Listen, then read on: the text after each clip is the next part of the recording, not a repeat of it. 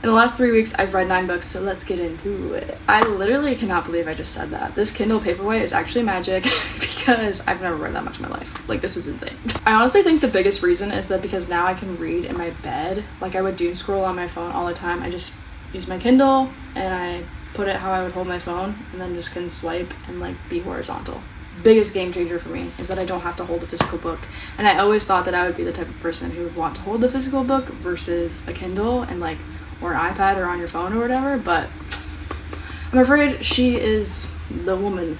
Anyways, let's talk about the 9 books I read in the last 3 weeks, because that's insane. Going back to where we left off last time, I read my first ever Freida McFadden book, The Intruder. This was a 5 out of 5 star book for me, and it got me hooked on her writing style, and it made me want to read more thrillers. So then I went on to read her Housemaid series, which loved that. I read all 3 books while I was on vacation in Florida. Definitely not your typical book series that you would want to read on vacation, but it was really, really good and I was hooked to it. So very impressed that I could finish 3 books while on vacation, because that's crazy. I will say the 3rd book of that series was my favorite because it wrapped it up really well. And finally older and together and living in the same house, and then it did end in kind of like a sick and twisted way, but it wrapped up the storyline really well, so I favored that the most. I will say I think the second one wasn't my favorite, but it still had the storyline really well, and I never felt like it went into a lull or anything like that. So really like that series, and I think it is well worth your time.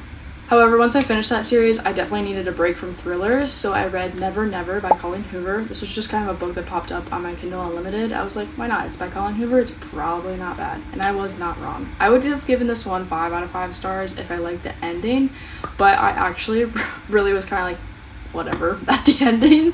Like, I was definitely a little bit underwhelmed, I guess you could say, but it was really good. It also kind of grosses me out to think about high schoolers getting together. Like, I don't know, it just gives me the ick, but it was a cute storyline and I liked it. And then after I read Never Never by Colleen Hoover, I went on to read my first ever Abby Jimenez series, and this did not disappoint. I loved all 3 books. All 3 books got 5 out of 5 stars for me, and it was insane. I originally went to go read Yours Truly, but it's actually the 2nd book in the series. That one had just been super popular and people had been raving about it online, so I was like, it's gotta be good, right?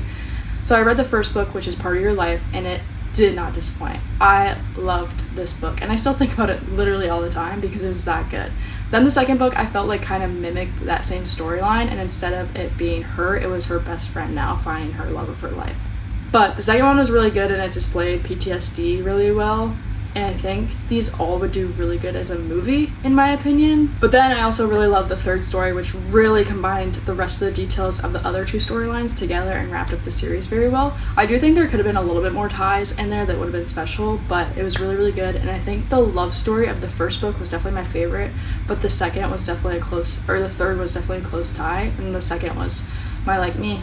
I would rate it, first book is number 1, 3rd book is number 2, 2nd is number 3 of like best to least favorite out of the series, if this makes sense. Anyways, then I finally read The Last Letter by Rebecca Yarros. Yarros? How do you say her name?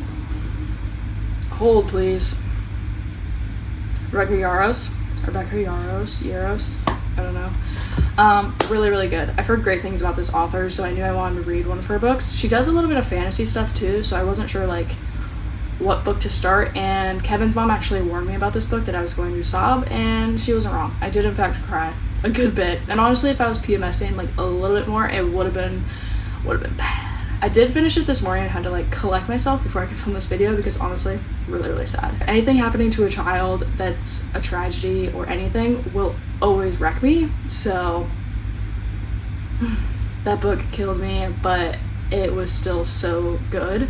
And that was also like a twist that I never thought would have happened in that story, especially that twin, not the other twin that had cancer. So very crazy storyline. There's another book by Rebecca Yarros that I want to read next, Things We Leave Unfinished, and Kevin's mom also said that one's really good, so I might read that one next. I don't know, but let me know what kind of authors I should dip my toes into. Since I'm still new to reading, I'm open to anything. I am just kind of scared about fantasy because I know it can be hard to comprehend, and that's where you lose me, my friend, because my reading comprehension is very bad.